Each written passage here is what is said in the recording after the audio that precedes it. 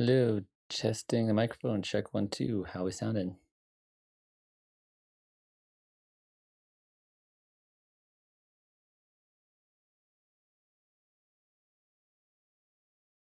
Sweet, that sounds good. Where is my camera? There I am. Boom, boom, boom. Sweet. Well, welcome to the stream. Welcome to another Tuesday afternoon stream. Check the focus here. Looks all right. Welcome back to anybody who is coming back, or if you are brand new here, welcome. Today, Tuesdays, are the day where I come here to hang out and talk to you guys about making music. And sometimes I come into these streams with kind of a plan or a strategy or some topics I want to talk about. But today I don't. So I have a few ideas of things I might screw around, make some noises. I want to make some like weird ambient music. I've been feeling like, you know, just making music with just lots of reverb, lots of delays, lots of space, really just ethereal kind of sounds are what I'm feeling today. So that's probably what I'm going to start off by doing.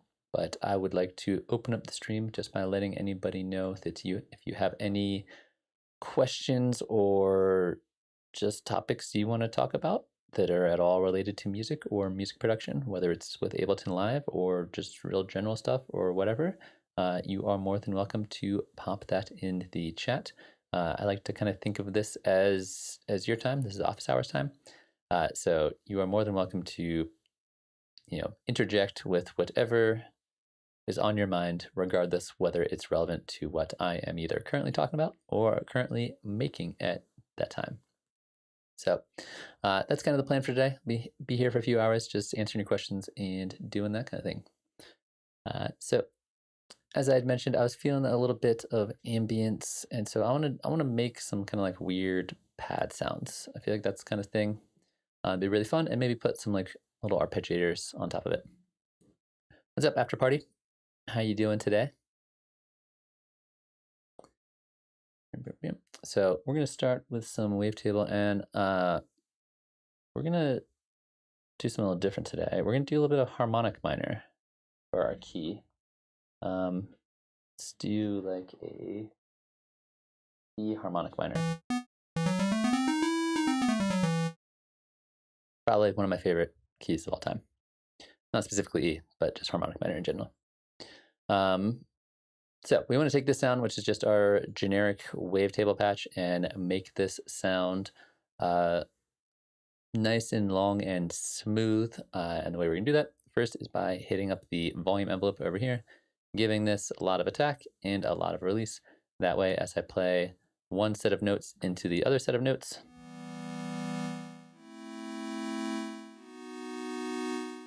each one kind of fades in and out together. I also want to beef this up and make it sound a little bit bigger and a little bit wider. So I'm going to go over to the unison. And these two modes here are both amazing. The classic mode is just your regular unison. Shimmer mode, from my understanding, if I'm not mistaken, is fairly similar to classic, except it's going to add randomness to the amount of detuning of the extra oscillators. So if I turn on shimmer, same basic controls, number of voices, and the amount of detuning, but it's going to randomize this setting a little bit. It's going to like move up and down randomly.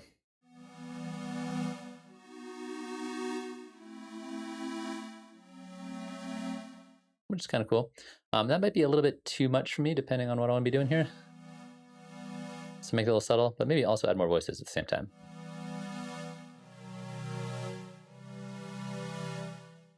I kind of like that. And if we turn this up a lot, you really hear the randomness.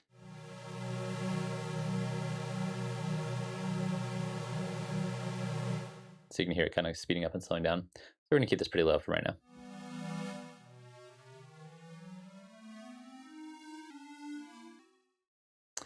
And we're going to keep it on polyphonic. And let's get a little bit farther away from our basic shapes, try something a little different. So obviously, if you've used Wavetable before, there are tons of really cool wavetables in here that will obviously make your sound totally different. I think what a lot of people don't realize about most wavetable synthesizers, but especially Wavetable, is that these wavetables are designed to move. They sound way better when I do this than when I just sit here and play one thing. So what I'm going to do is I'm going to take LFO2. I'm going to take this retrigger, turn that off, and that way each time I play a note, it doesn't reset it. I'm going to take the rate, slow this way down, and then I'm going to apply this to the the oscillator 1 position. So I'm going to take LFO1, turn the position. I'm going to give it a lot more motion. And because we're going for a long atmospheric pad sound kind of thing, we're going to make the rate real slow.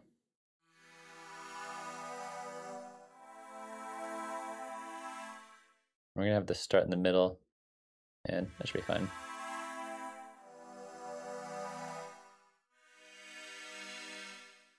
Cool. So that gets me a little bit more of what I want. And now what we're going to do is, now we have a little bit of motion there, we're going to start just shifting through all of the different wavetables to find one that we think fits the kind of vibe we're going for this kind of atmospheric pad sound. So this one's okay.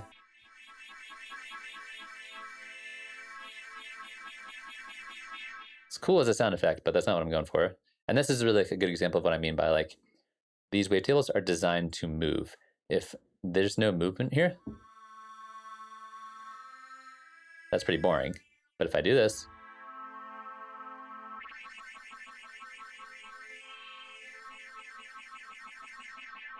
you get that speeding up, slowing down effect, which is really cool, built into the wavetable.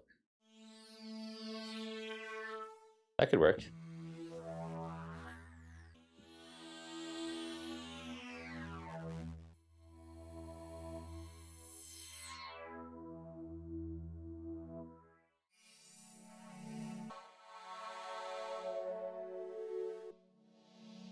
All right, our alpha needs to be a little bit faster than this. So speed up the alpha a little bit.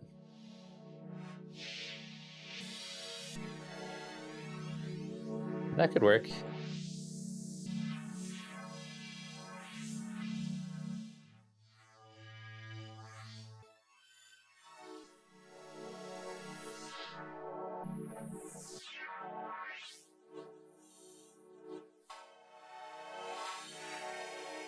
All right, we're gonna try that one. I kind of like that one. Another thing we can do here that people often forget about, and I made a video about this on the channel a way long time ago, is these effects down here, FX1 and FX2. These you can turn on and off between 3 different FX types, FM, classic, and modern. They're all really cool. I personally really like modern, but essentially the way modern works is we have a warp effect and we have a fold effect. And if you've used Serum, you have similar effects inside Serum. So in warp, it's going to, if you turn it up, stretch it to the left side. If you turn it down, it stretches it to the right side. So it changes up this pretty significantly, and we'll turn the LFO off so we can really hear it, which is kind of cool. And then we have fold, which is going to basically mirror it in the middle. So as you turn it up, it's going to start mirroring it. And then once it gets to the middle here, now this is a mirror of this, or they're mirrors of each other, which is a really fun thing to modulate. So we could take LFO1, put it on there, and get this nice kind of subtle motion within our waveform. So let's try this with like a different one. And you can see it moving a little bit here. Let's turn this up a bit more.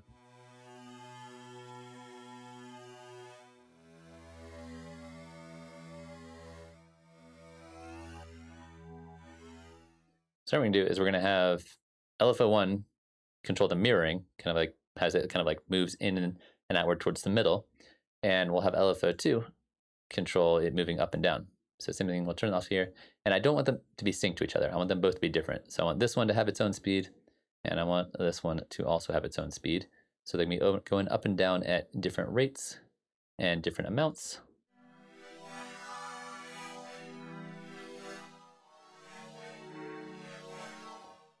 Which gets us a lot of nice kind of subtle motion in there. And we're gonna turn down the, excuse me, we're gonna turn the rates of both of them, make them nice, really slow, so I can have these nice, long, evolving chords.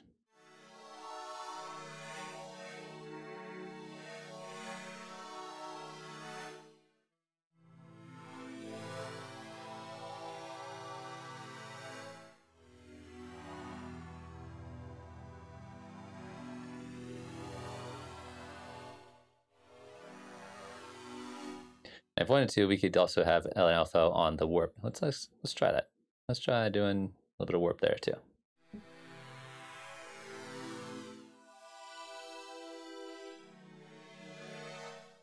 Cool. So I'm kind of digging that. Also, do want to let anybody know if you are just joining us, feel free to toss any questions you may have in the chat, whether it's relative to what I'm talking about or not. This is totally open to whatever you guys are into and are curious about. So yeah, so we got a couple little bits of automation, no, modulation, I guess. A little bit LFO action on our wavetable here. And again, if I'm not feeling this particular wavetable, it's really easy just to swap it out and see if we can find ones that work even better.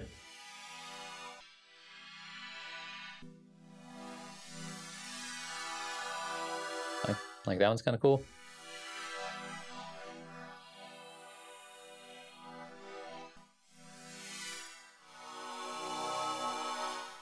All right, we're gonna stick with that one for right now.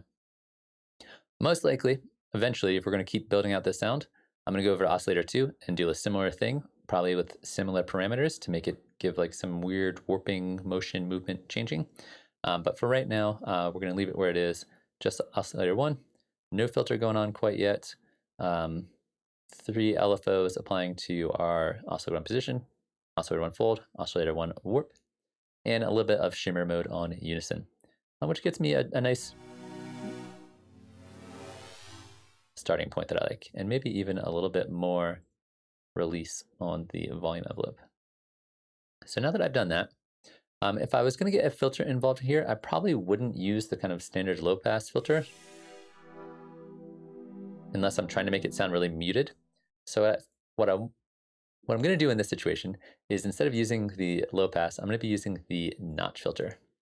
Notch filter is really handy for situations like this where I have like a really wide frequency range and I want those frequencies to shift a little bit. But I don't want it to like totally take over and like color the sound. So I'm gonna use this specifically. So now I can get some cool motion in there without it like taking over everything.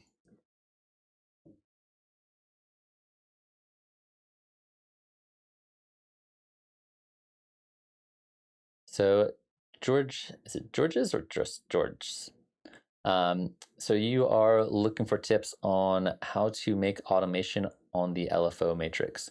So I'm a little confused about what you're asking here. No worries if English is not your first language.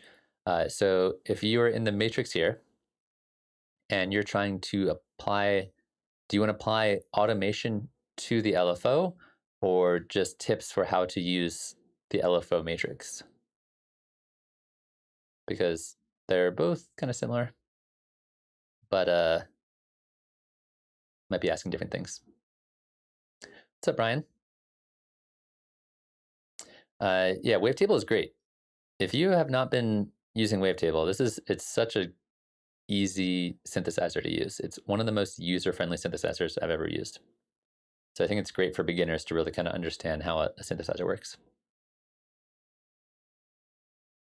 So yeah, so I got my notch filter here. I want to give this some motion. So unfortunately here, I only have 2 LFOs. So I could modulate it with an envelope. I probably don't want to do it. Wait, you think wavetable is a CPU hog, Brian? I have not noticed that.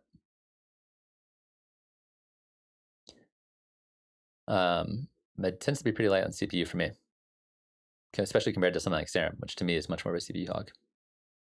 Yeah, so unfortunately, you can't automate this amount here. However, there's 2 ways around that. So method number 1 around that is the global amount right here. This you can automate. So if you have a clip in here and you want to do some automation, the global amount can be used to change the amount of each LFO. So you can automate the amount of LFO here, but that's global. So this applies to amount of all of your modulators. The other option for automating it, besides getting into like a Max for Live device, is over in the mod in your actual LFO, there's an amount control right here. So you can automate this one as well. So that's your LFO1 amount automation here. So if you automate that, that'll automate the amount here to get different amounts of LFO. So those are the two ways to automate the amount of LFO. You cannot do it in the matrix, unfortunately. So like in here, this you can't automate. Doesn't work. But here you can automate it, and here you can automate it. Or the other option is you could use the LFO Max for Live device, which is a fantastic tool, and it will allow you to put LFO on anything you want. But it will not allow you to put LFO on the LFO amount here. So you can't map that to that, but you could map this to this, for example, if that makes sense. Another way you could do it is you can actually map the LFO amount of LFO1 or to LFO2. So if I click on this guy, the LFO amount will show up in here, and LFO2 can control that. So if we turn all these guys off, now as I play this, let's just put this on the oscillator position.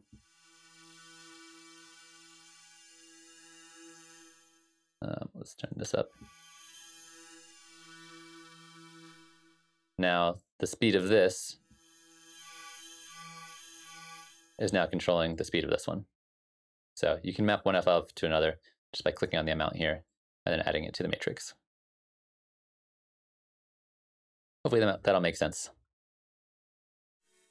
It's a good question though. There's like, it's kind of weird. Sometimes you have like tons of options with LFOs here, and sometimes you don't.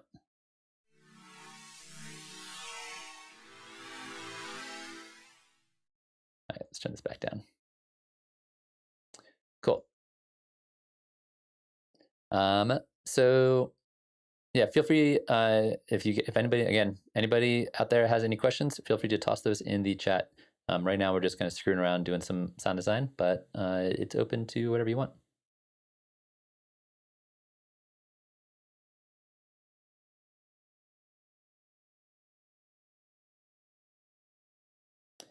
All right, so Riley has the question, it's the best way to estimate Shaper, the Max plugin, within Wavetable's matrix assignments.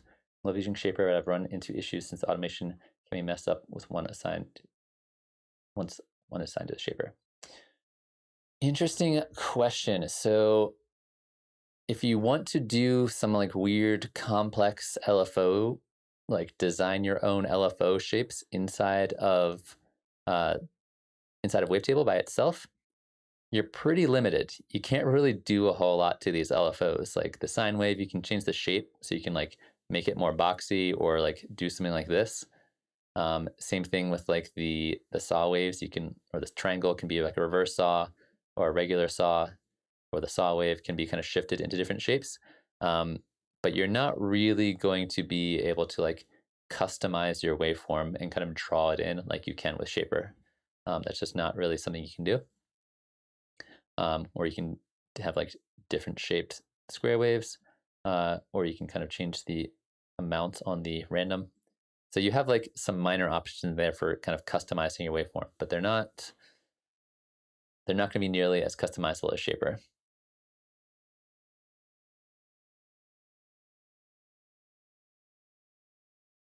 So you're also running into the issue where automation can't be messed with once it's assigned to Shaper. So yeah, that is an issue as well, where you're like, okay, once you're using Shaper, where is my Shaper?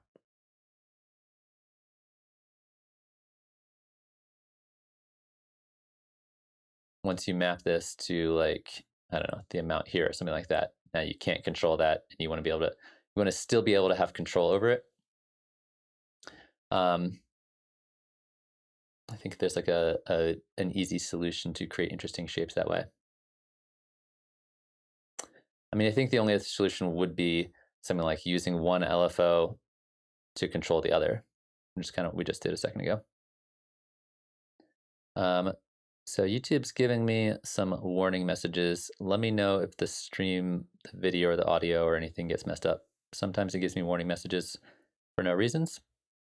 Sometimes it gives it to me for an actual reason. So let me know if it looks weird or sounds weird. So you could use the LFO here, but yeah, you're not going to get the customizable shapes that you do here with Shaper. But you definitely can apply one LFO to another. So if I wanted the rate of this to change with this one, let's go back to this one. Yeah, it looks like my connection is jumping all over the place, so I apologize about that. Hopefully it will smooth out in a second. Let me know if it keeps happening though. Okay, cool. So if we wanted LFO1 or LFO2 to control the rate of LFO1, LFO2 to the rate of LFO1, and then we'll apply LFO1 to the frequency here. Now this should speed up and slow down.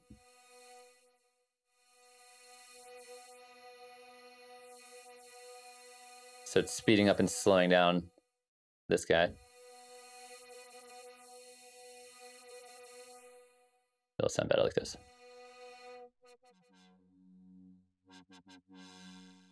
So you can create kind of like complex LFO shapes like that by having one LFO modulate either the rate or the amount of another one, but it's not really ideal. So there's not going to be a good way to come up with like cool, weird LFO shapes inside of the matrix here, besides getting creative with the shape controls to make something interesting that way.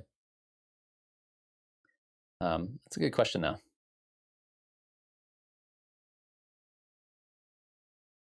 I'll think about it. I'll see if I can think of any other kind of creative ways to do that.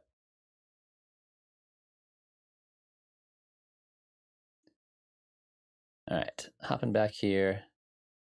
One position, one fold, one warp. And slow these guys back down.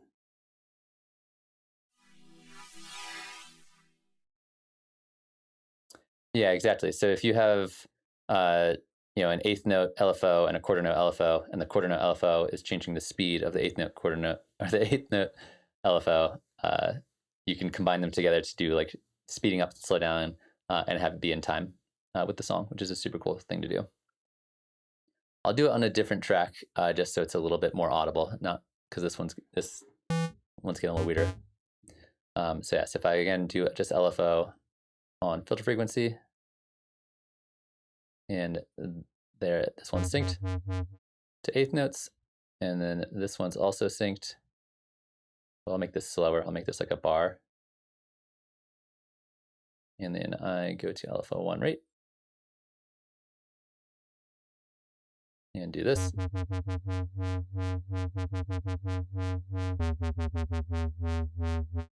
Something like that. Makes it really easy to make.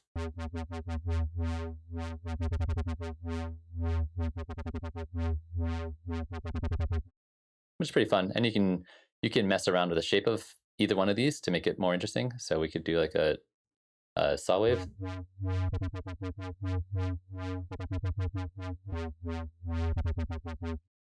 Which is pretty fun. And of course we can change the rate and the amount and all that kind of stuff.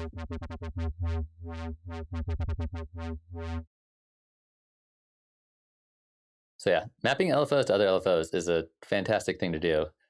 Really fun to create some cool, interesting rhythms that way. I personally like it when either the first one or the second one is not synced. And that way you can really kind of get in here and get creative with that.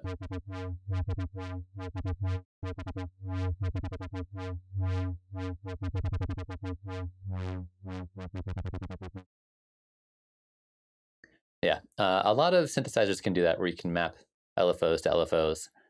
However, it's really easy to do inside a wavetable just because everything's all right here. Or right here if you want to see everything all at the same time.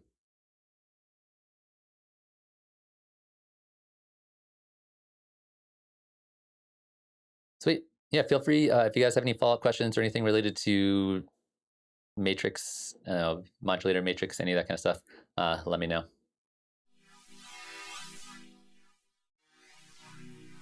All right, I wanted both of these to be even slower.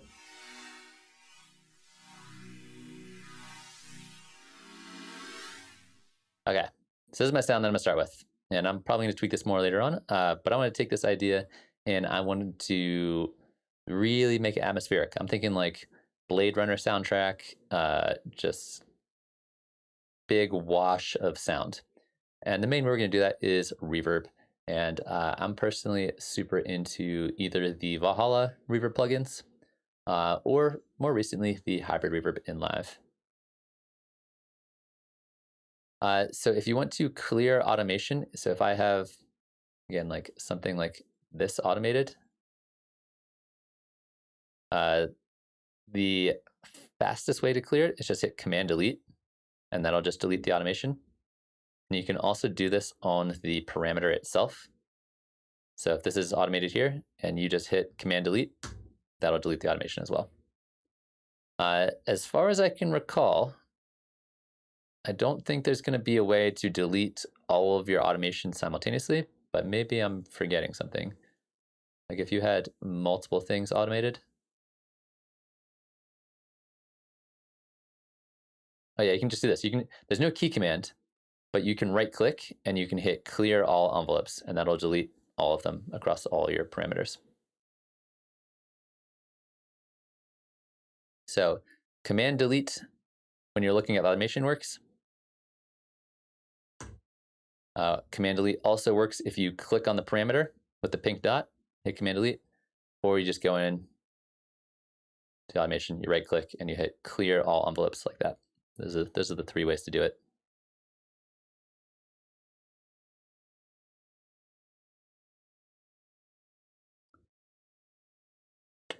Good question now. All right, so let's focus on some algorithms here. Let's try one of the weird ones I don't normally use. Tides and Prism are both really cool, but I've not played around with them as much as some of the other ones. So let's turn up the pre-delay. Let's turn up the feedback a little bit here.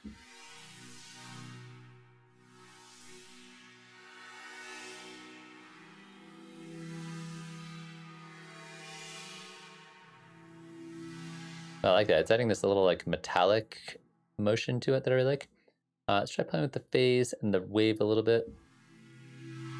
Thanks for popping by, Brian.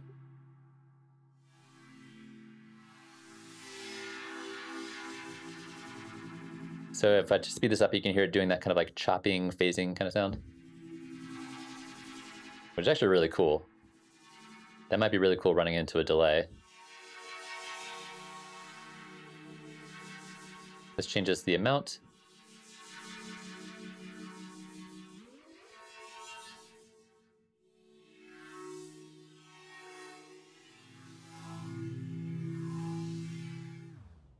Like a larger size here, I think.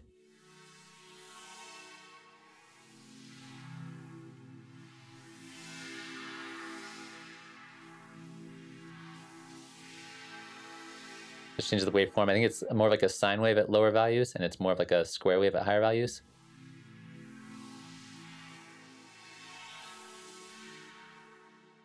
Cool. I kind of like that. Although I'll probably want a little bit less of that tide in there. Let's try a faster rate, less amount.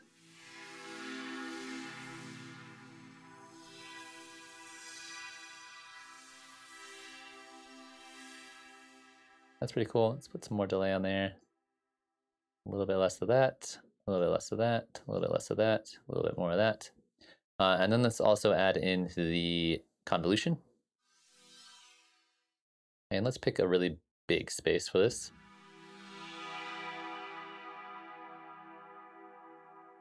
Let's try the date packing warehouse.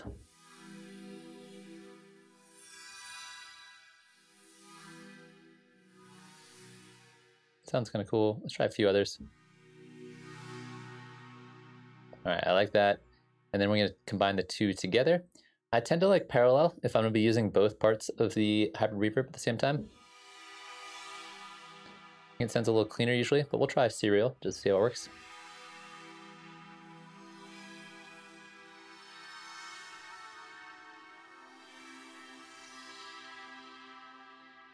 I'm digging that. Let's run the vintage. I don't always like the vintage on this, but I'll try it out.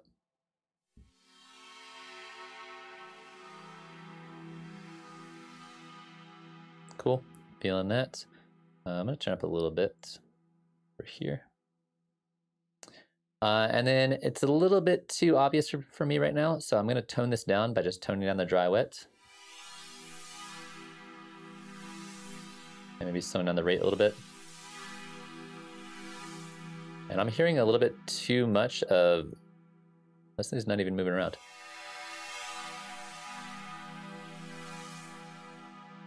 I'm gonna tone this down.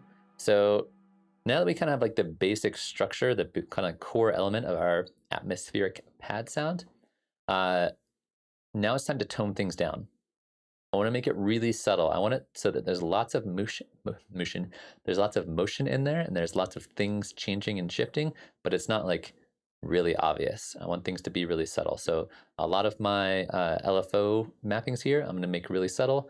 I'm probably going to slow down the LFOs even more, just to make all that little I almost said motion again. That motion is just like barely perceivable, but it's always happening. And once again, I would also like to point out, if you have any questions or things you want to talk about, feel free to toss them in the chat.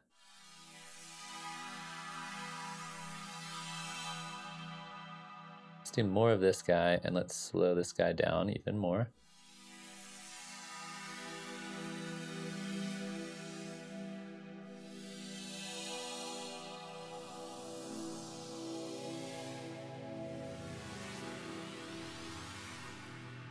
All right, and we might have to get another filter in here. We're getting a little bit too many high frequencies for me, so maybe I'll turn on filter number 2, and I will set that to be a low pass. I'm just going to tone down some of the high frequencies just a little bit.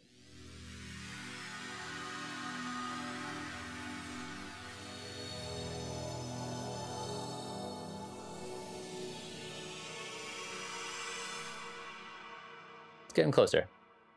I maybe want a little bit more dry wet here. A little bit less tide. I wanted this to be lower, I think.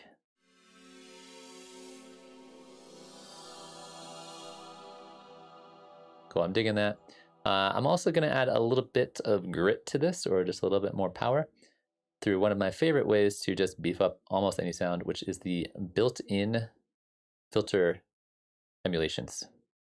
So a lot of people maybe know these exist, but maybe haven't really played around with them a lot.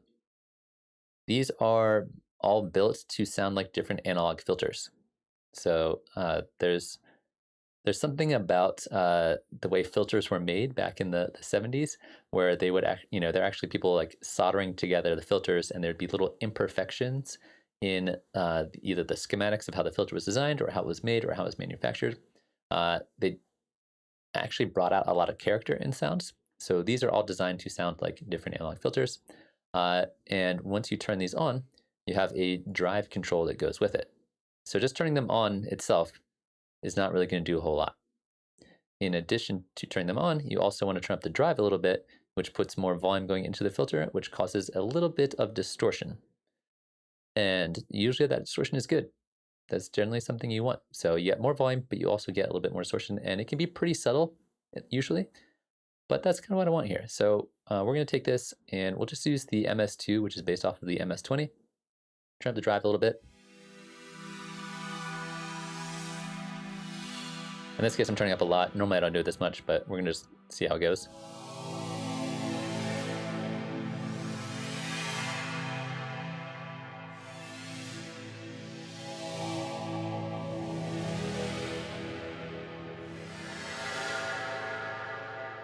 I kind of like that. I really like the decay on that.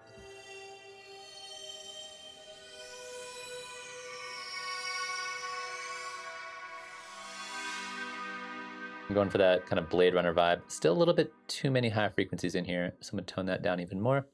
And once again, now that we've done a bunch more work to kind of dial in the sound a bit, I'm going to rotate through a few more different wavetables, see if I can find any that sound better. And that's really kind of one of the main benefits of working with wavetable. So you can just change your mind and swap to a different wavetable.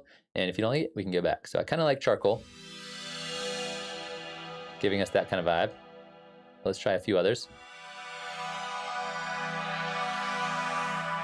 That one's pretty nice. Oh, I really like that one.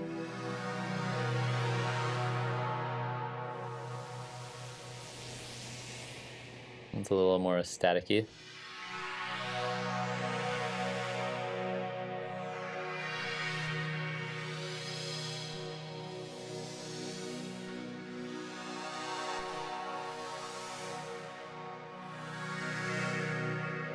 All right, there was one back here. I think it was, I forget which one it was. Not that one.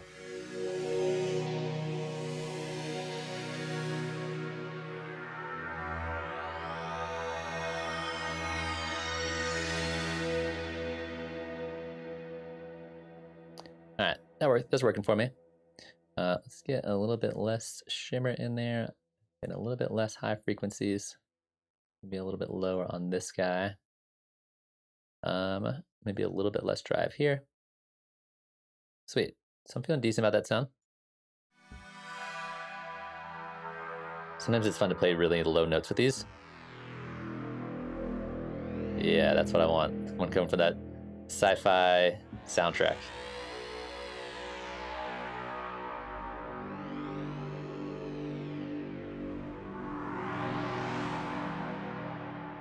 Sweet. All right.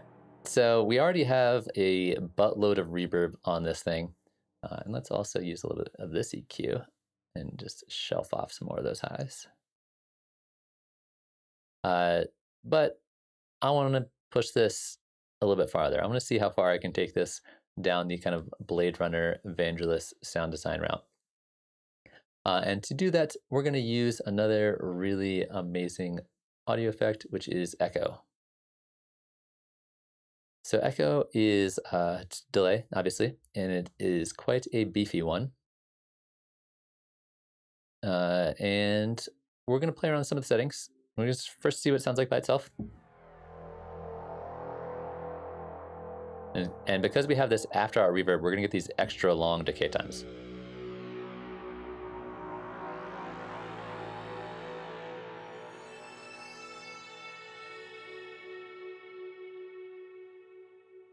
I love it. So let's do a few things to play around with it here.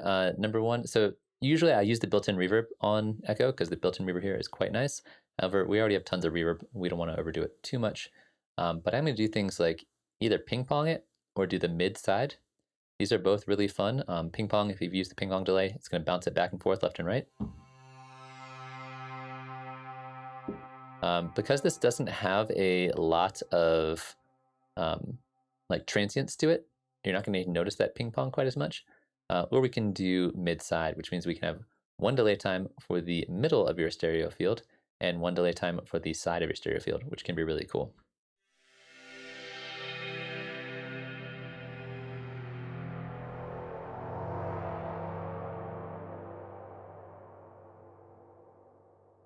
Let's give this some more pre-delay too.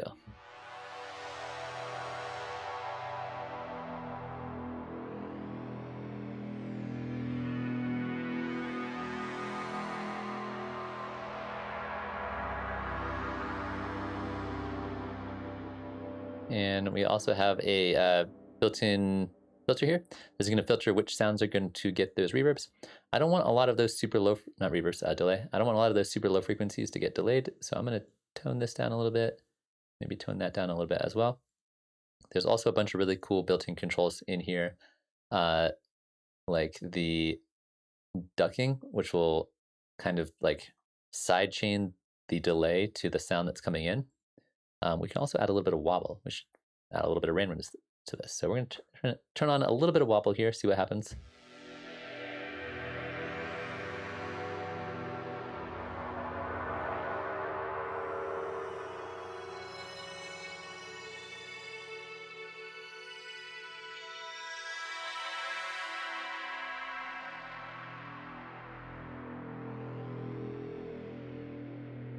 I kind of like that, and maybe a little bit less dry wet there.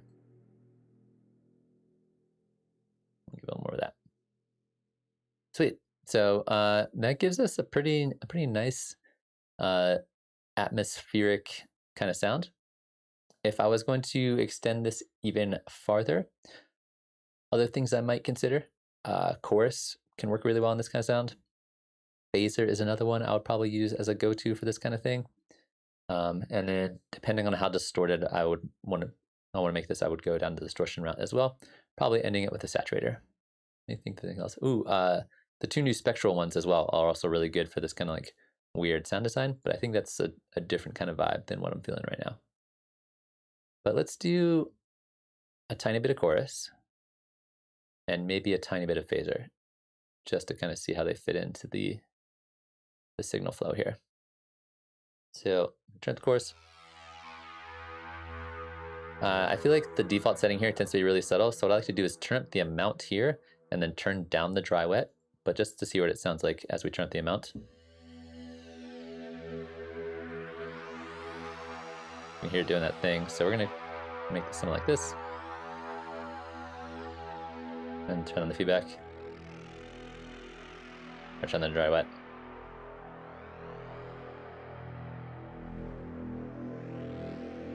We could also try the new ensemble mode, which is really cool because you have 2 extra delays instead of, or you have 3 delays instead of 1.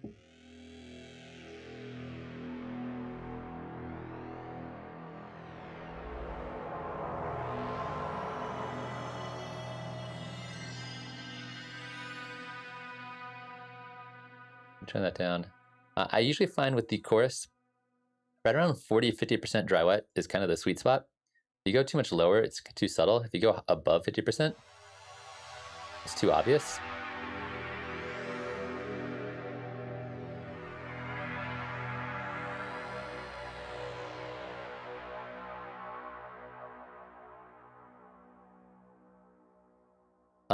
Spice 3D is, of course, better after reverb delay. I don't think I have a set opinion about that. I think sometimes I'll put it before, sometimes I'll put it after. I think it depends a lot on the context. With this particular kind of sound design, I consider the reverb a defining part of the sound, which makes me feel like I would put the chorus afterwards. But you could get away with putting it beforehand. I don't think you're going to notice like a big night and day difference. But specifically with this kind of sound design, this kind of very atmospheric thing, I would probably put it afterwards, usually. But I don't think there's a set way you need to do that. Same thing with the phaser. I think the phaser can go anywhere in the signal flow and should be fine. I think if you want to notice it more, you put it later. And if you think you want it to be kind of hidden in the sound, put it earlier in the signal flow. That's kind of the way I think about it. So I might swap these up a little bit later on. But that's a good question. Yeah, because if the phaser is at the end here, it's super obvious. You can like really hear that.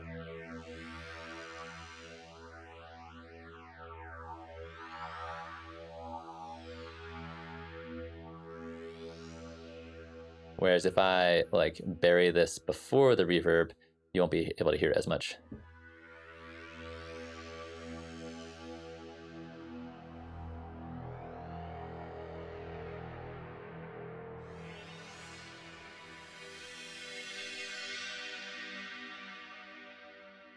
Which I kind of like. I kind of like phaser, in this case reverb, delay, and then chorus at the end. I'll give it a little bit less chorus though. I want the chorus to be subtle. And so through adding a lot of these effects, especially things like the reverb and delay, it's kind of moved things a bit back farther into the distance. So to me, things are sounding a little quiet. So if I want to bring this out a bit more, saturator is going to be the probably last thing I toss on here. If you haven't used saturator, it's a harmonic distortion, which kind of makes everything just sound louder and better, in my opinion. So if you want something to sound really big, this is a great go-to. Just crank up the drive a little bit, switch up your saturator settings to whichever setting you like. I really like soft sine or medium curve. Those are my two kind of go-tos, depending on how subtle or not subtle I want to be.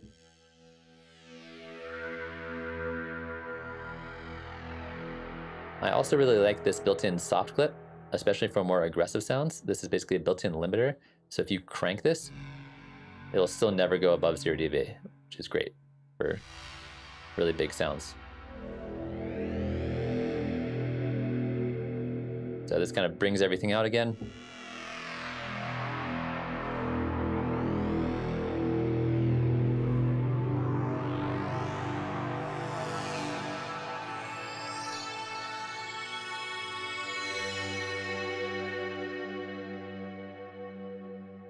Cool. So yeah, that was my goal. Make something kind of like this. Big kind of beefy sci-fi. And this sound works great playing chords or just playing single bass notes.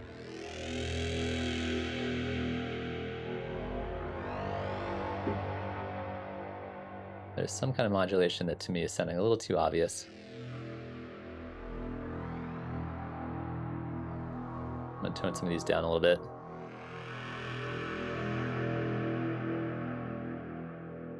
And maybe a tiny bit less reverb. I love the reverb, but again, subtlety is key here, and knowing when and where to pick your battles with your dry wet controls is super important.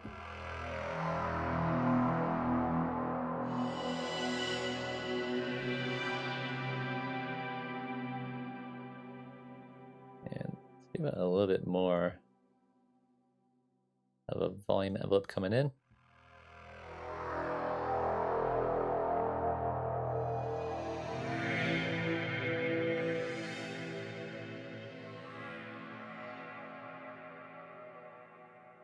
All right, so we're taking this and we're taking all of them, putting them inside of a rack together. And that way I can save them all together. And I'm just gonna call this Blade Runner Pad. And I'm gonna save this so I can use that later on, or maybe I'll use it now, but you get the idea. And I'm also gonna put this in my green synthesizer folder. So yeah, so that was kind of my first goal for today, was to make a big, weird, atmospheric kind of thing.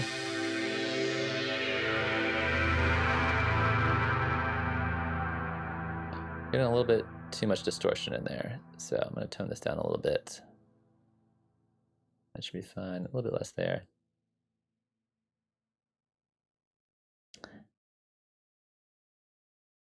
No worries, Bill. Thanks for popping by. Glad to have you here. So I wanted to make a little ambient thing, and that's a good place to get started, doing some sound design.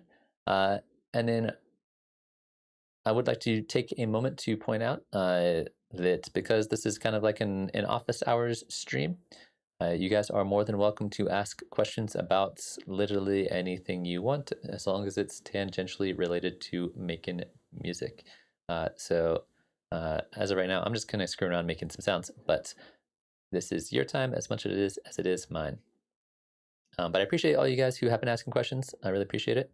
If you want to take a moment to hit the like button or subscribe if you're not, that's also really cool too. Other than that, I'm going to keep on making some more noises, and if you are enjoying it, stick around and we'll keep doing that. So the other thing I'll probably do here, now that I've kind of got the core, is probably add a few macros to this, but I'm feeling like I want to jump over and do something a little different. But yeah, that's my pad sound design for today. The other thing I wanted to make to go with this was some kind of melodic thing that it could be really pretty to go on top of it. And to do that, we're also going to use Wavetable, because Wavetable is the best. So one of the things I've found, especially recently, is triangle waveforms with really precise volume and filter envelopes can be very pretty, especially once you add on some unison or something that detunes it a tiny bit. Can create these really nice, pretty kind of atmospheric melodic sounds. Not atmospheric, just melodic sounds. So we're going to start with a triangle, which, like, a triangle wave by itself is usually not like super inspiring. But if we take the volume envelope and turn it down like this, it can work really well. And then if we also add in some unison,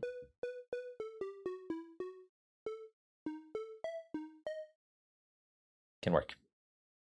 And then we can, of course, tweak this.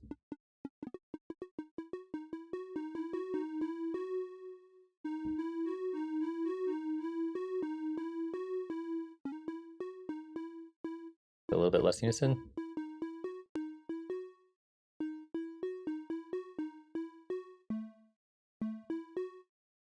So something like that. And then we're also going to add in a little filter doing kind of a similar thing, but it's going to have slightly different timing. So on the filter frequency, we're going to take envelope 2. We're going to turn this up a bit. Envelope 2, we're going to do kind of a similar thing.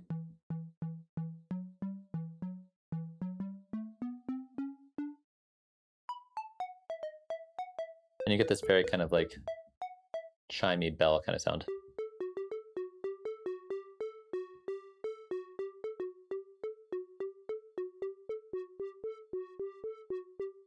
Or even a little attack sometimes gives it this kind of wobbly sound.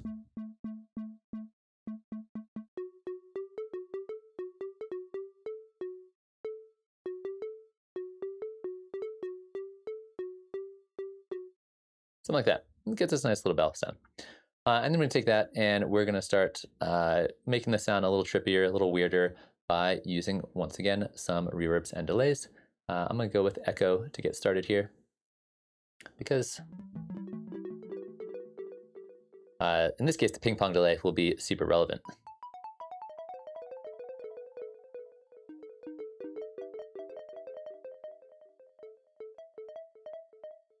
So we can do things like have our left and right side have different timings. Let's make these on triplets.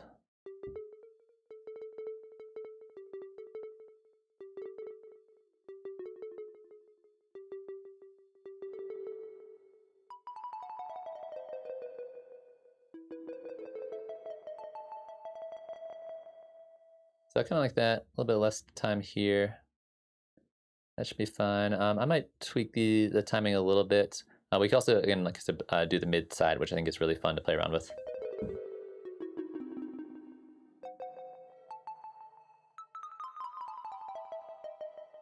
Great for creating those kind of like echoey sounds that way.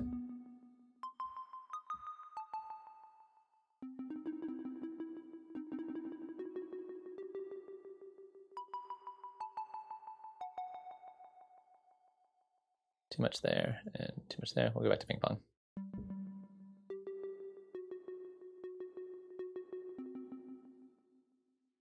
All right, that's kind of what I'm thinking. And let's get some fancy arpeggiations going on here. I just made a video on the arpeggiator yesterday where I talked about some of the cool features in here. So let's go ahead and explore that a little bit and kind of see what we can do with it. So we're going to turn the steps on and turn this up to, say, 2. So now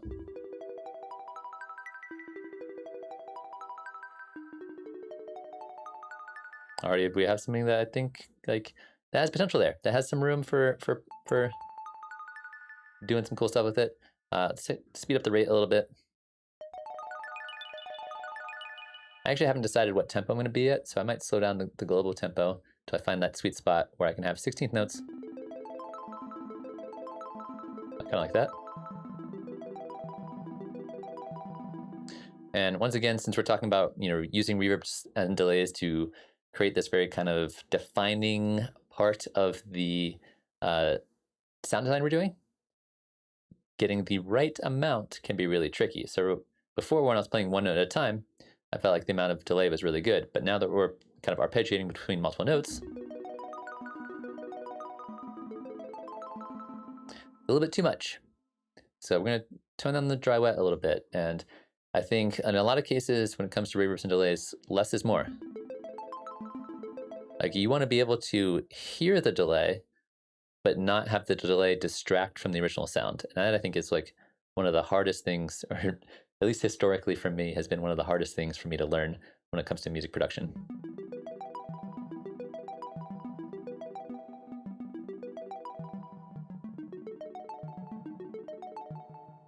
I still think that's probably too much, but you get the idea.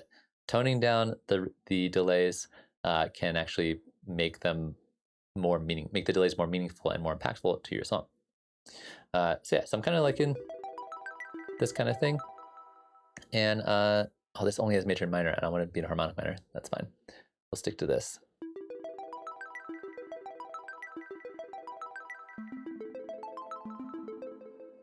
Let's go up one more, and we might even speed this up even more. No, 2 is good.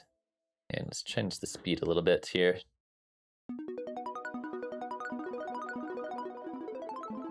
Well, first off, that's a super cool sound always.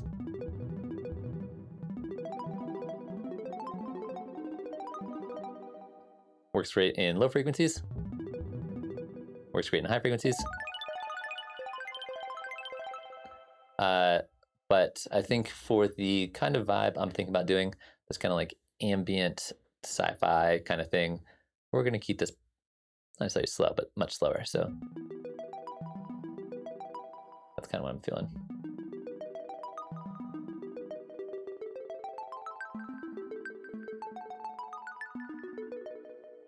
Like that. And that might be all I need to do here. One thing that I've been meaning to talk about more on the channel is sound design and how a lot of times simpler sounds are just better. I think a lot of people, when they think about sound design, especially when it comes to like dubstep and a lot of modern like EDM kind of sound design, they think the more modulation you have, the more LFOs you have, the more envelopes you have, the more effects you have, the more processing you have, the better you are at sound design. And I think in a lot of cases, especially for me more recently, the best sounds you can make are easy to make. You don't need to stack on like 80 million effects to make those sounds. You can just, in this case, I've got a triangle, filter, a filter envelope, a little bit of unison, a little bit of echo, and arpeggiator. And it's like, it's getting me exactly what I'm going for.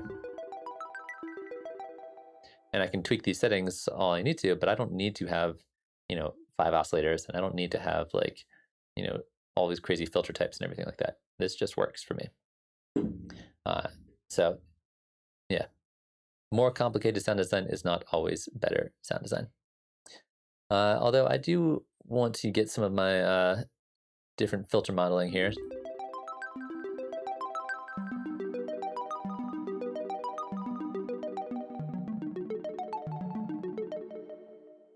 Again, a little bit less delay here, a little bit less feedback here. And that's what I do a lot when I'm doing my sound design. I'll like crank up a bunch of the effects and kind of like slowly over time turn things back down.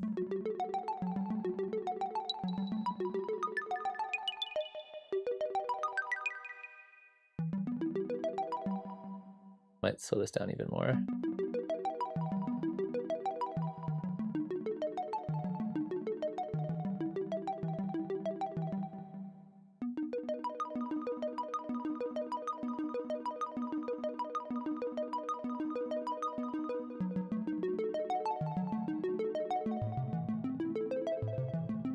Yeah, still too much delay.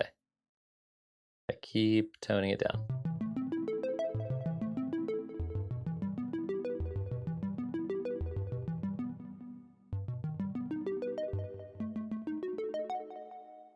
Cool.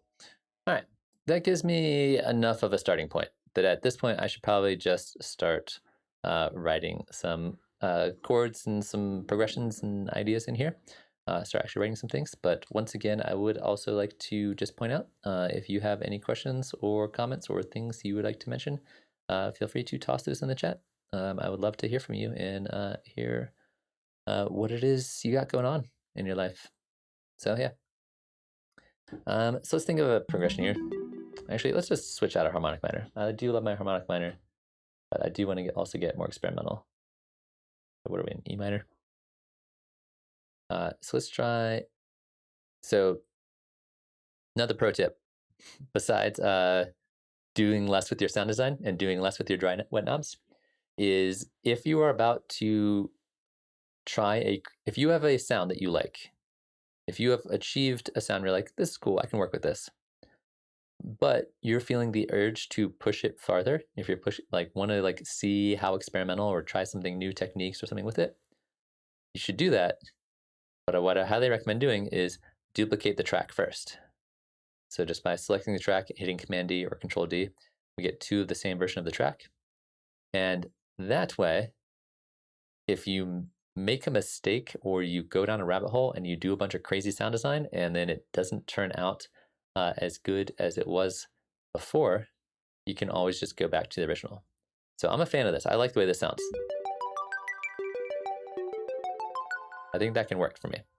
However, I do want to experiment a little bit with the arpeggiator and see if we can get more complicated with how the arpeggiator is working and get some different variations, but I don't want to lose where I'm at.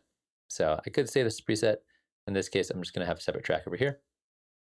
And then over here, I'm going to do some experimenting with some of the settings here. So we're going to switch this over to E minor, and we're going to play with the distance control here now.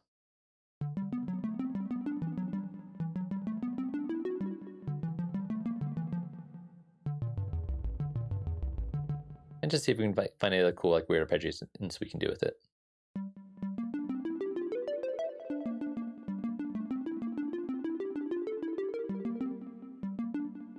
We'll try it a little faster, see what happens.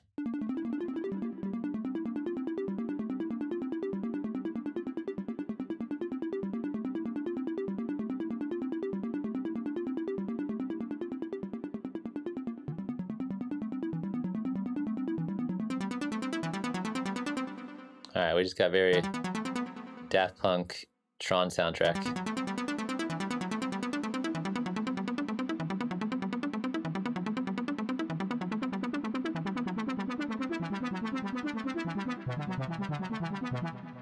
It wasn't what I was planning on going for, but I'm not opposed to it.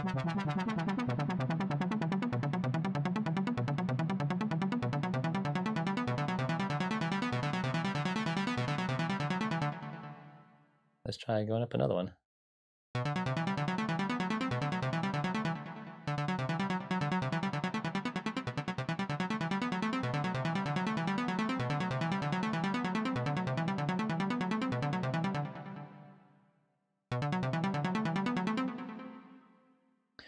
I'm talking specifically about the Tron soundtrack that they did whenever the Tron movie was released.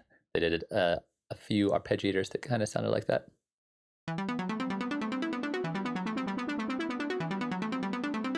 If I am recalling correctly.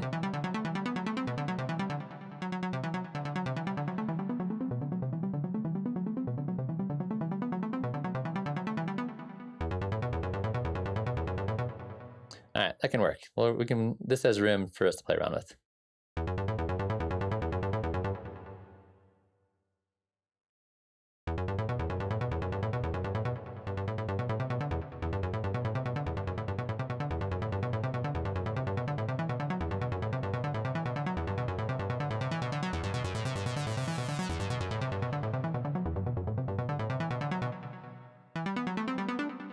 Cool. All right, so between this sound and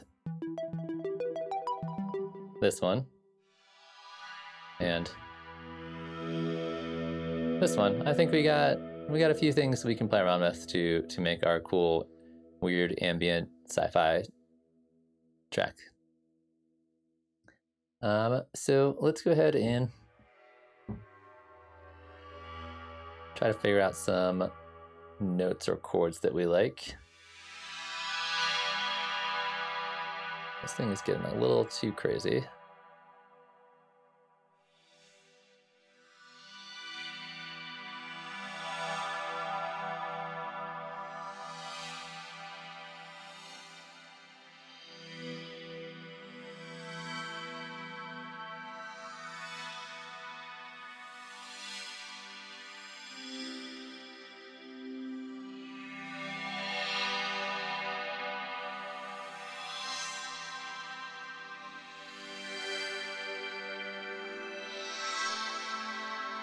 That could work, I guess.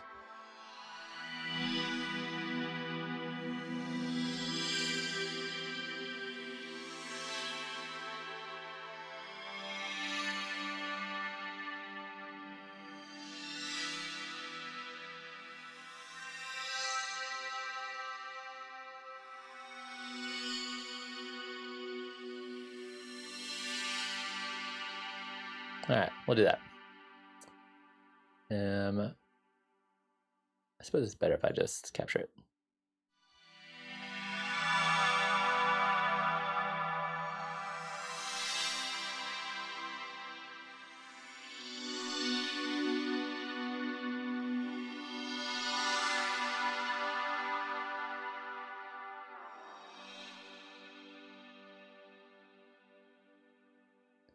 All right, we're starting with this. That looks pretty good to me.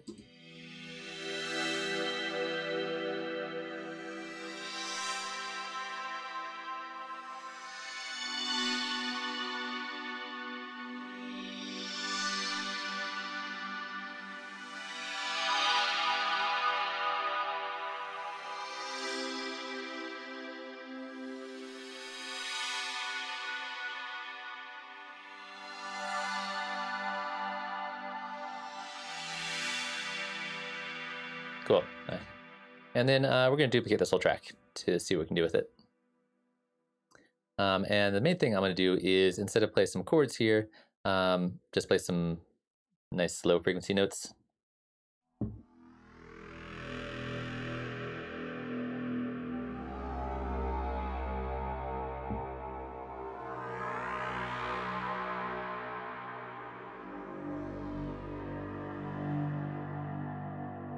And see if we can't layer those guys in there.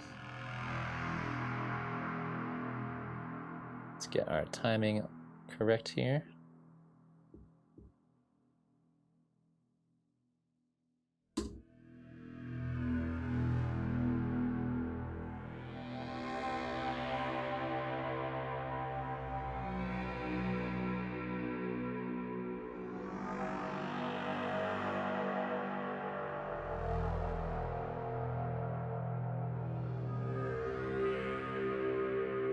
Cool. I don't mind that. Let's see what they sound like together. It might be a little bit too much all at the same time, so I might have to play with timing a little bit, but we'll see how it goes.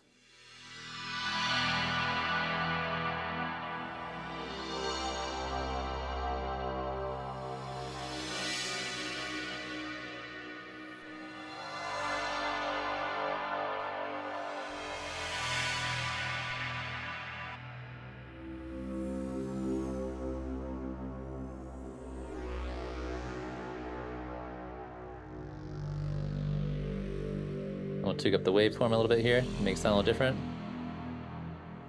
We do some different things on our LFOs in terms of amounts.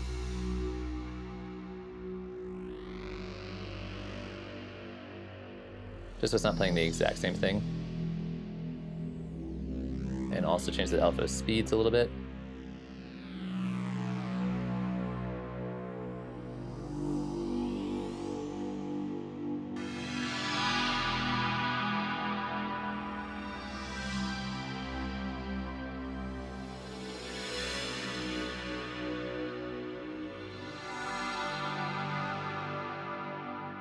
And I might try also offsetting them a little bit. So maybe take all of these guys and make them start over here.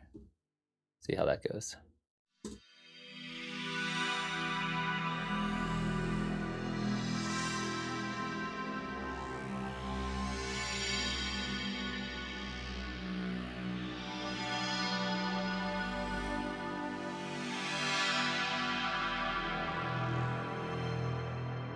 Cool. I'm kind of into it, at least for right now. And I'm just gonna do my, every once in a while, just a reminder that if you guys are have any questions or that are relevant to what I'm talking about or otherwise, you are more than welcome to toss them in the chat at any point. Sweet. So from here, I want to do this guy.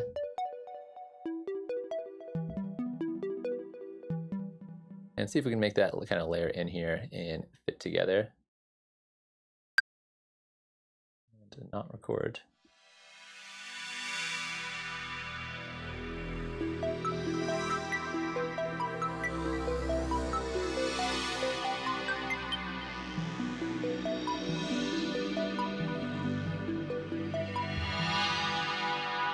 All right, I'm gonna play around with here a little bit.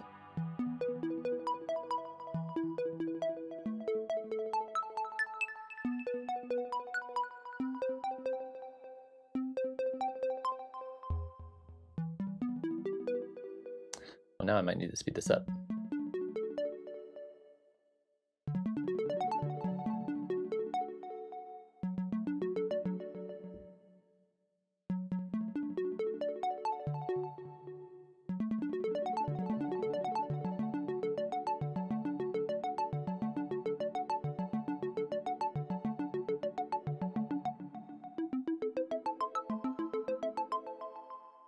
All right, let's try that, see if we can make this work.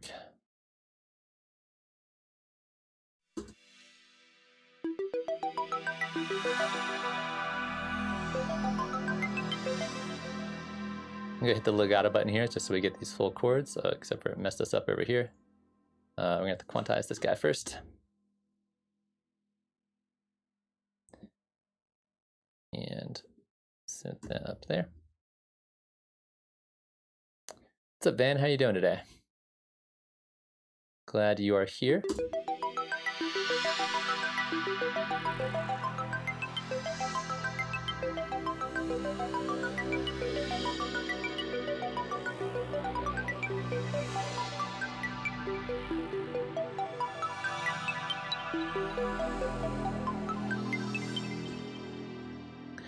We're just making a little sci-fi ambient soundscape today, but we are just kind of hanging out, making some music.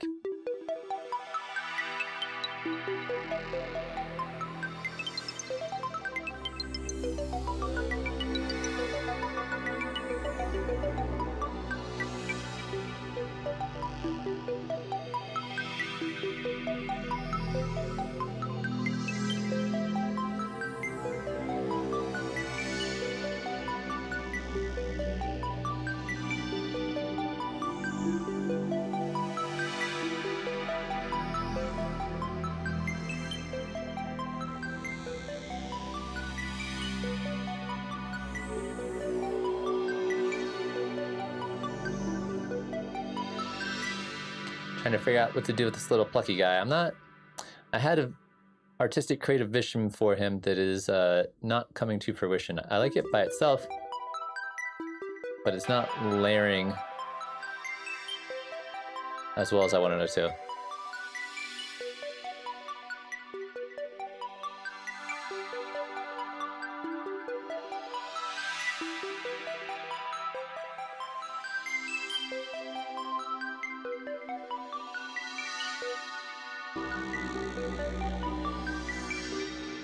Yeah, I think it's because my tempo changed here. Let me speed this up a little bit and see if I like it a little better.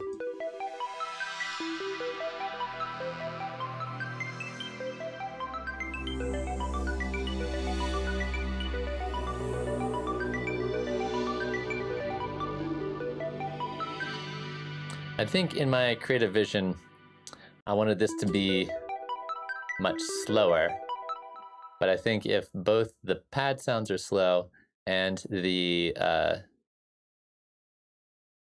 melodic part is also slow, then the whole thing really kind of drags. So I might not even use the arpeggiator here. I might even end up ditching that and just like playing in something.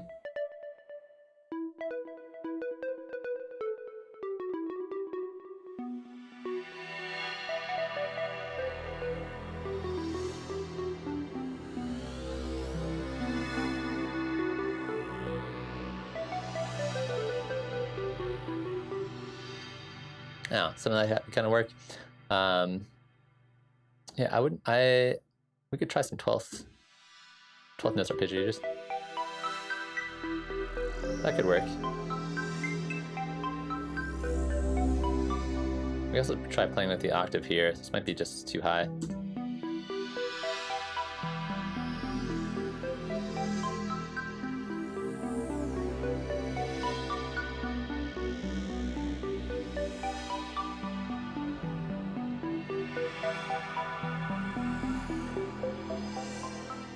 Like something like that could work.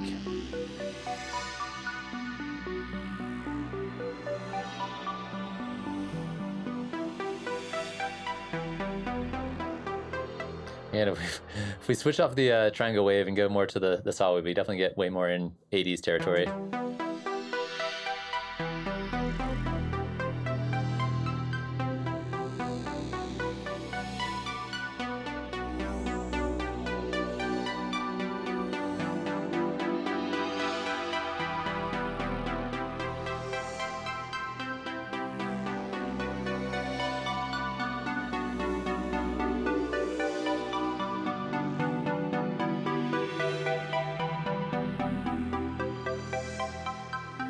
I think this could work.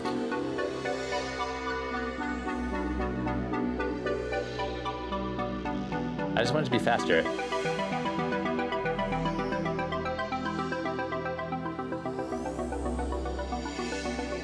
That might just be the solution. Just be like, okay, I'm just gonna have to settle with this being faster.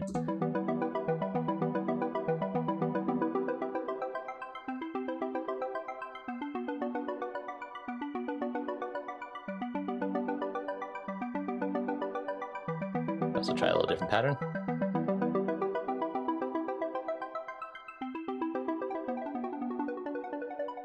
I don't want to swing it.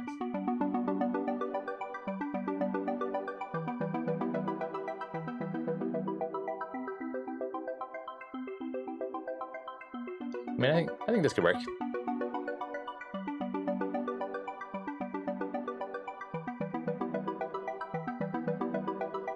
I really like what the delay is doing.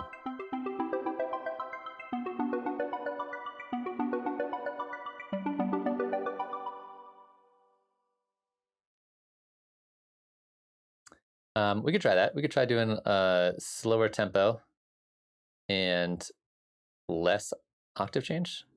Just do 1 instead of 2. I'm thinking I'm going to go ahead and go keeping it 3, but we'll try this.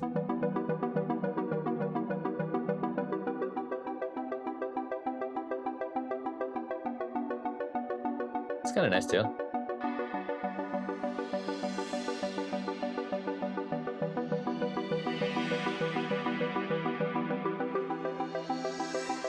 Good work.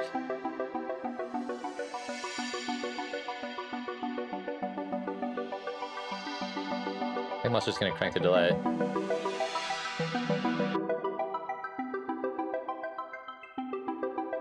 Also don't mind that at all.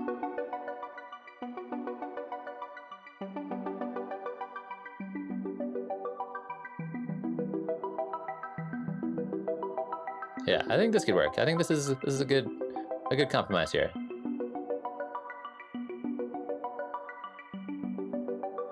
Yeah, it's true.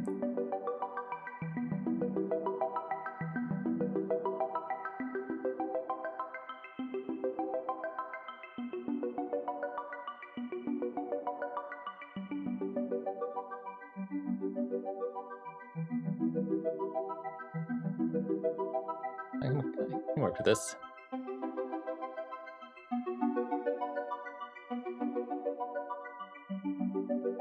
All right. I can't decide which one of the 3 oscillators I want to use between a triangle, saw, or square. So I'm just going to use 2, and we'll figure out which 2 we like better. Thank you, Will. I'm glad you're liking it.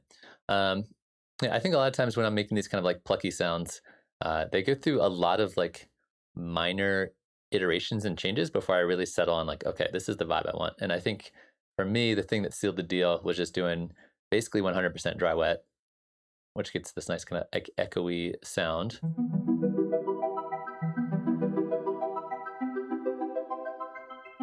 right, we're gonna stick with 1 triangle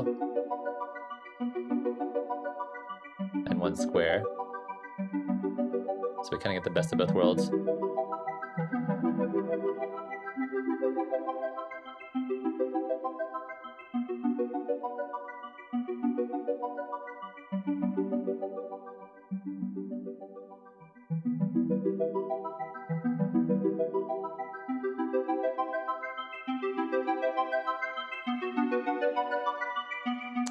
Another thing I'll often do in situations like this, where I got 1 oscillator doing one thing, 1 oscillator doing something kind of similar, is just pitch one of them up an octave and just see how it goes.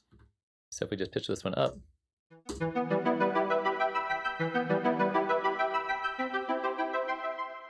Yeah, then I thought about doing the LFO to switch between the different waveforms, but I think I want it to still sound consistent. Like maybe a really subtle LFO that only goes up a tiny bit.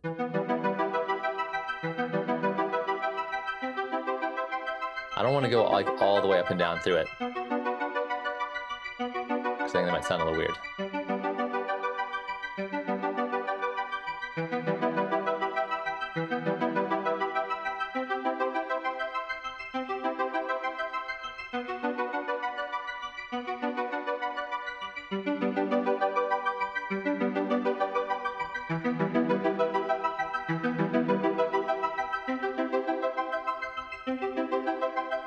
I'm just going to slow it down a little bit on the LFO.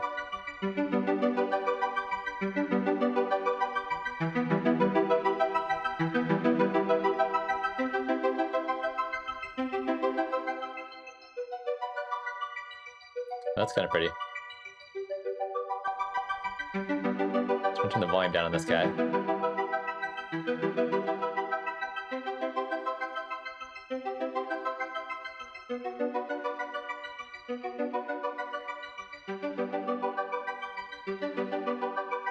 I'm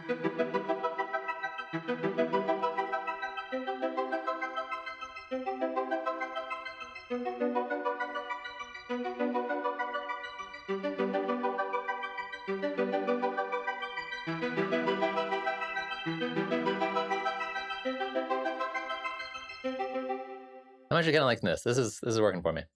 I don't know if it's going to fit in context with everything else, but we're going to go ahead and pretty much anytime you make something that sounds remotely cool, do yourself a favor, save it as preset. You might not ever use it again. You might never touch it. You might never look at it again. Doesn't matter. Save it as a preset. Someday you're going to be going through all your presets and be like, I don't remember making this preset. And then you're going to pull it out and you're like, oh, this is cool. I'm going to use this. And it's going to be great. So just do it. However, naming presets is really the hardest part about making music besides naming songs.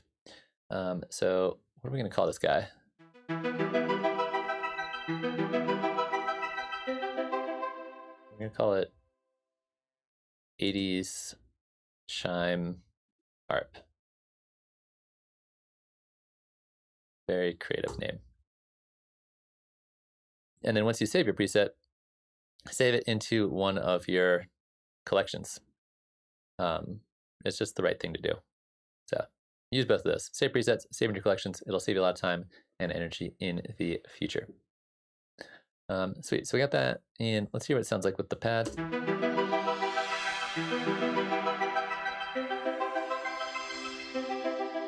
I want this guy to be down an octave, I think. This guy's too high frequency for me.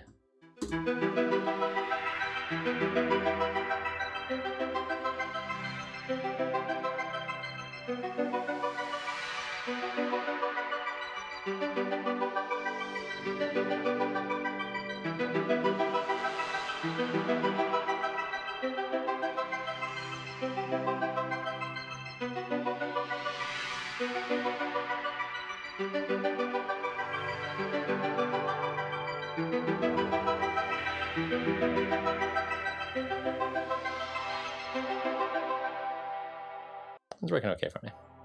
But this one's stealing the show. We can see what it sounds like with this guy too. I'm just going to change this guy up a little bit. Oops, wrong key command. Move him over here.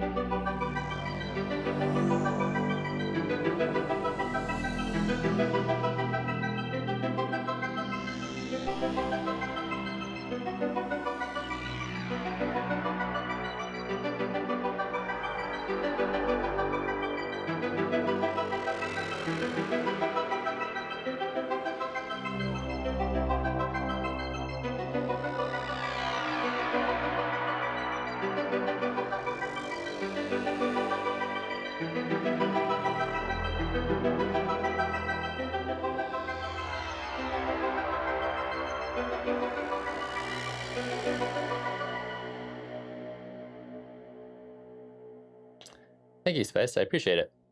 That's kind of been the goal with a lot of the videos, is just trying to put some info out there into the world. So I'm glad you're enjoying them.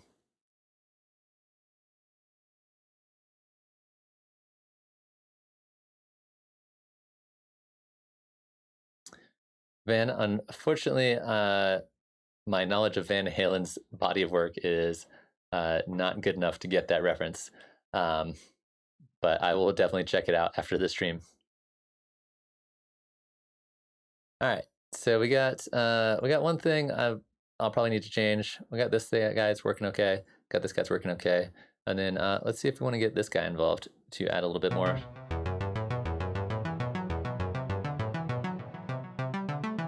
I don't know, we're on like an 80s vibe today. I don't know what it is.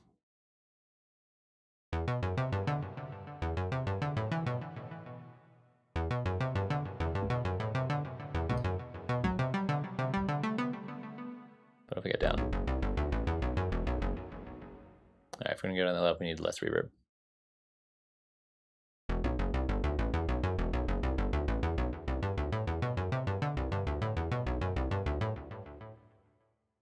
See if we can make this work.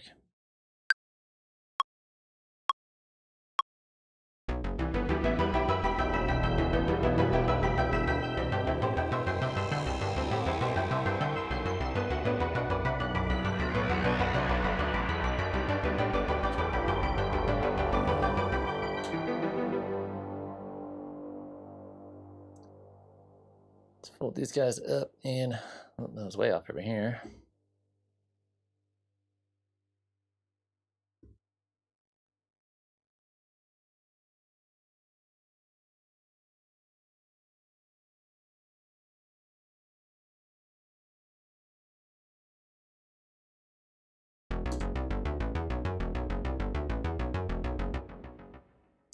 You think I need reverb on this guy, Dan? I'm not sure about that. I mean, we can crank it up and see what you think, but I think it's just going to create a lot of kind of washiness in there.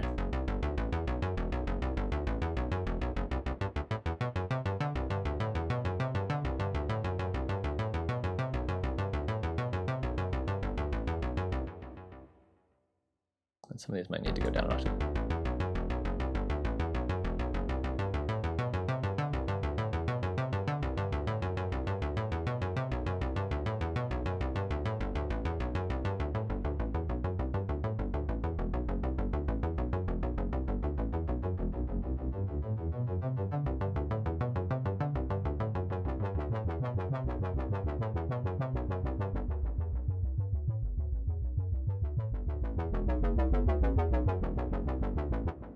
It might just be too low of an octave. Let's see if we can go up one and make it work.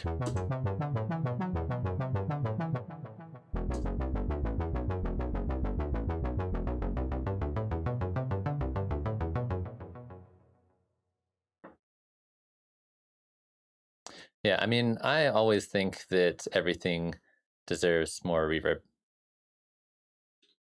Pretty much all the time. I'm just like, I just love the sound of reverb. I think it just sounds so cool. All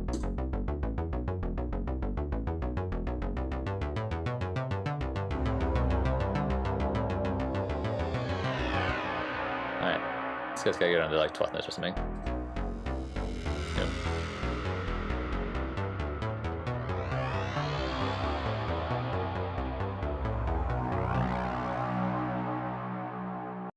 Oh, this guy was cooler before. I screwed it up.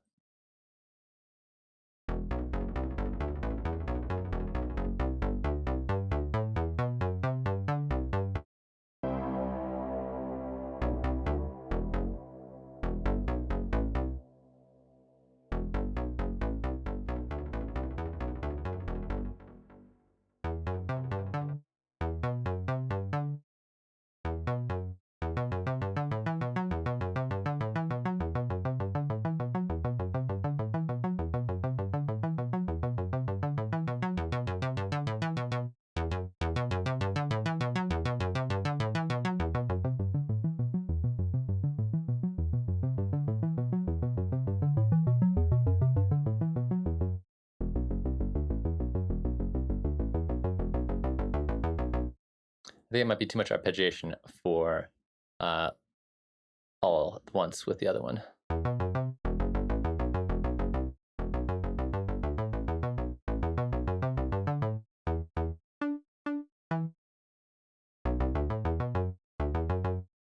Yeah, I think I think you're right. I think I am trying to fit too many things happening too fast in what I wanted to be a very open, spacious song. So I don't think I need to use this guy with the other arpeggiated one I already have going on.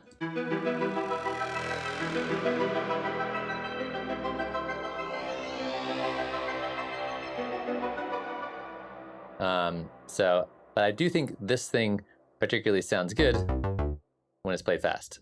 When I think it's played slow, it's a little too just not really that interesting, I don't think.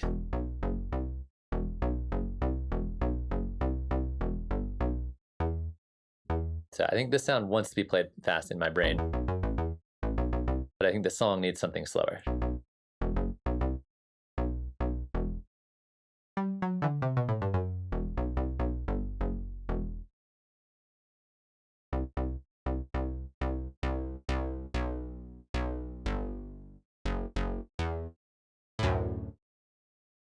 All right, I'm gonna put a pin in that guy. I'm gonna go back to this guy. Because this guy, I think,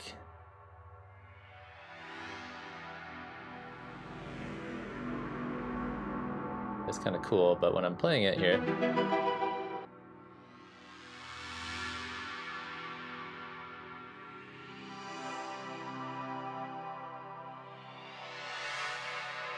Because usually what ends up happening is when I start making a really slow, ambient, spacious, chill song, at some point I try to like toss drums and bass and turn it into like a big, heavy, epic song.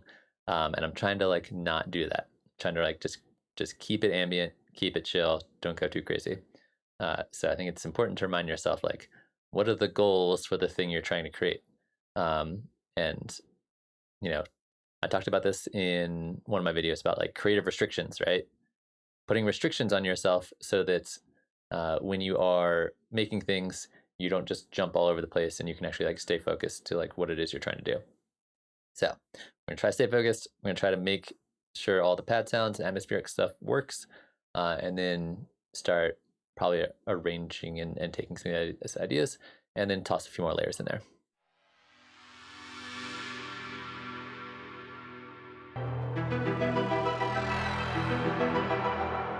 All right, so the thing I want to do first is try a variation on this where instead of just having half notes, we just do whole notes.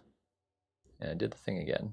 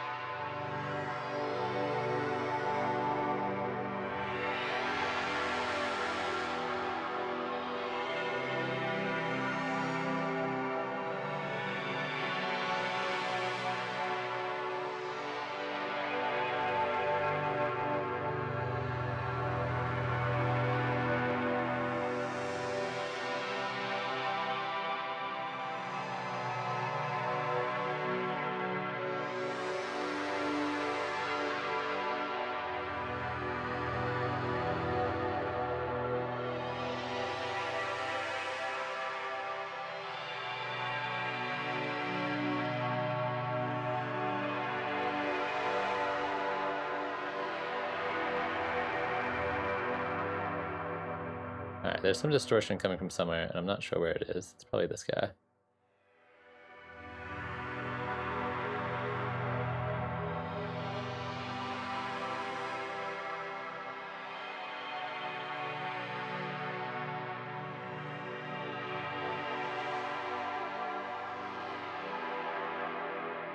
All right, so I kind of like this as where it's at now. Now, to really kind of take all of this ambience and reverb things and crank it up even more, we're going to do my favorite thing. My favorite way to process sounds is Valhalla Shimmer. And in this case, we're going to be tossing it on our return track. I know you can't see the return track, I've got this behind my head, but that's where it's going. And so we're going to crank the mix all the way up. If you have not been using this plugin, get your life together, grab this plugin. It's amazing. I also generally, when I'm using Valhalla Shimmer, like to toss an EQ8 after it. I know it has a built-in EQ, but I just like the it has a built-in EQ here, but I like the visual component of the EQ8, and it's easier for me to use just built in here. And then I usually also toss a compressor afterwards, either the glue or the regular one, doesn't matter. Van, that is a gross misquote of me. Usually distortion is always good. It's probably a bit closer, a bit more accurate to something I say. Because there can definitely be bad distortion. Good distortion, because there's no such thing as, you can always have more good distortion. You can definitely have too much bad distortion, if that makes sense. All right, so we're gonna turn the feedback up, turn the diffusion down here, turn the size down a little bit. So now,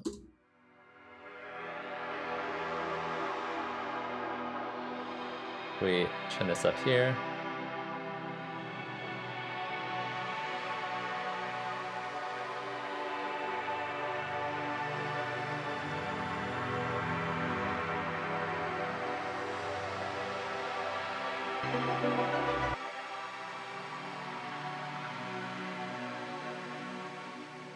We get this nice shimmer layer on top of what it is we're working on. So I'm going to tweak these settings a little bit just to kind of really get the right amount of shimmer that I'm going for. But this just makes, if you're making weird ambient stuff like this just makes everything better.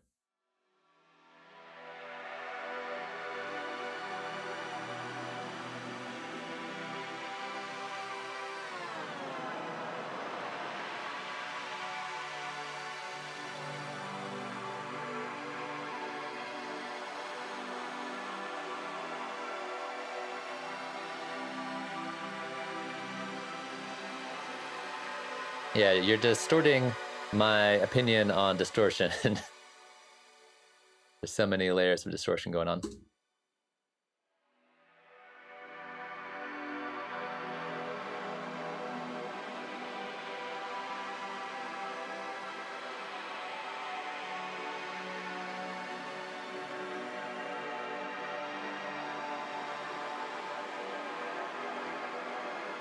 All right, so I kind of like that. We're gonna try it with really low size just to see how that goes.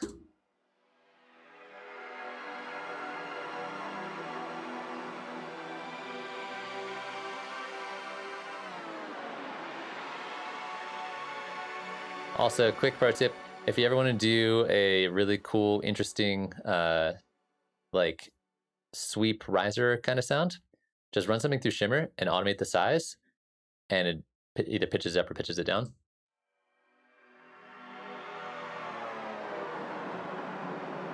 Which sounds really cool. Or if you go the other direction.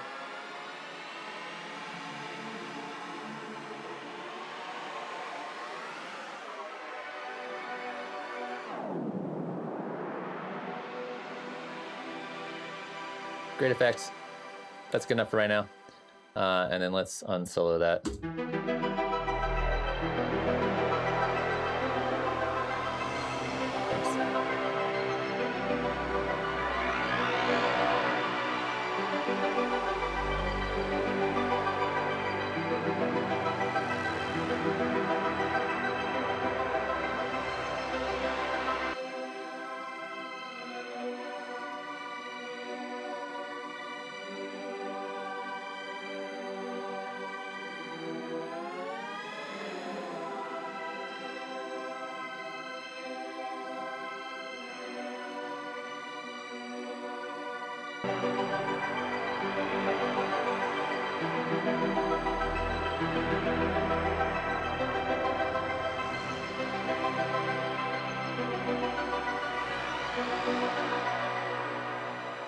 Sweet.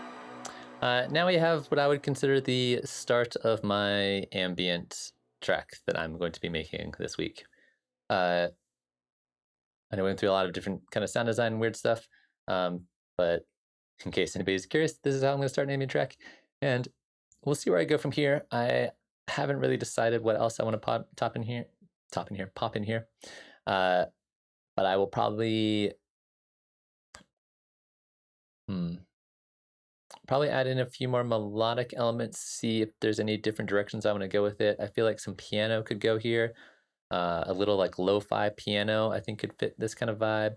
I'm going to try really hard to resist the urge to toss a kick drum in here and turn that into a whole thing. Maybe I will, maybe I won't. I'm not making promises about not putting a kick drum in the song because I probably will.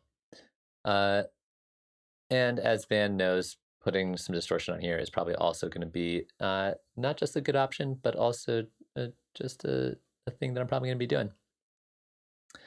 I probably won't go too heavy on the bass so much on it, but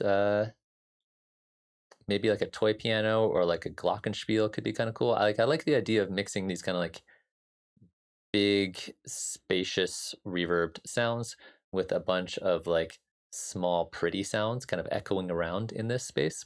I think that's a cool vibe. I think that's probably what I'm gonna go for. So I'll probably use a little bit of collision, or try to find like a toy piano sample kind of thing, and see if I can fit that in as well. But yeah, gonna be using a lot more shimmer, a lot more reverbs to kind of fill out that space and kind of create that kind of I don't know, sad ambient sci-fi is what I'm going for. That's kind of the mood that I'm in right now. It's kind of the mood that the world puts me in right now. Yeah, I could do like a really spacious, big, boomy kick drum, like one every like 10 seconds. Um, but if I put one kick drum in there, I'm going to put a lot of kick drums in there, and that's the whole thing. Although one of my favorite things to do for this kind of thing is sidechain the reverb. Like I've got this big reverb thing over here. Put a really heavy sidechain on that, but not on the other sounds, not like the pad sounds, the melodic sounds. So you get this pulsing kind of in the background without everything else getting the pulsing, which I think is a cool, weird way to kind of create some interesting dynamic motion, have things kind of bounce up and down and kind of change around. Sweet. Well, I am going to hang out for a few more moments and see if you guys have any questions, comments, concerns, things you guys want to talk about, whether it comes to sound design or otherwise. But after that, I'm probably going to peace out for the evening. But I appreciate all you guys showing up and hanging out with me during the stream and listen to me kind of rant about making ambient music. I've been feeling like I've been doing a lot of thinking about kind of style and like my not just my artistic voice, but like the concept of the artistic voice in general and kind of what that means, and authenticity in your creative voice and what that also means. And I feel like I understand my own style, my own voice pretty well. I've been doing this for a long time, but I'm curious about over the next couple months doing some deep exploration of what it means to be an artist, what it means to have a creative voice, what it means to say something with your music, and integrating that into music production beyond just like, here's how you EQ your snare. So that's something I want to be focusing on a little bit more in not just the videos that I'm making, but also the streaming I'm making. I've got some big plans for the channel that I'm going to be figuring out starting for next year. So I don't know if that makes any sense or not, but be warned for that. That's kind of something that I'm going to be looking into a lot, kind of moving forward. So I'd love to hear you guys' thoughts on that at any point if you have any. But yeah, so anybody in the chat, anybody watching out there, who has any questions, things they want to talk about, let me know. But otherwise, it's been a pleasure. But I guess the point of what I was saying earlier about artistic voices, I'm going to be making more ambient music and releasing more ambient music because it's the kind of thing I've been doing for a long time, but not really putting out into the world as much. So more making music and more releasing music is going to be a big focus for both myself as well as the whole channel moving forward.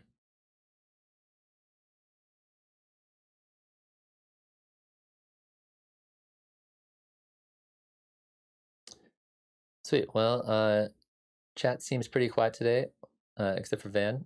But I appreciate all you guys coming out here and hanging out, especially you guys who are participating in chat.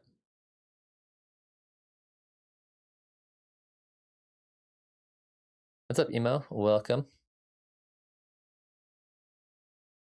You are just in time to catch the end of the stream, but I appreciate you stopping by and saying hi regardless.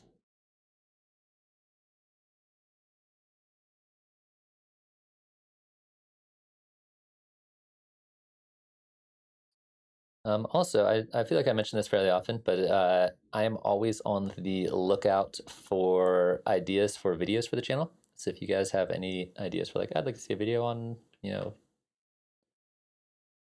don't know what, whatever you guys are into, let me know.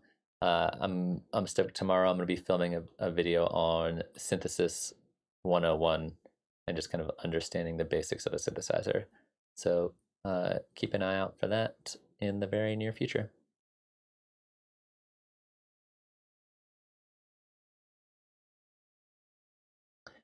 Sweet. Well, that's gonna be it for today. I will see you guys on Friday for a song feedback stream, and keep on making music out there. Doing your thing. Take care of yourself. All that kind of stuff. have a good evening, and I'll see you guys later.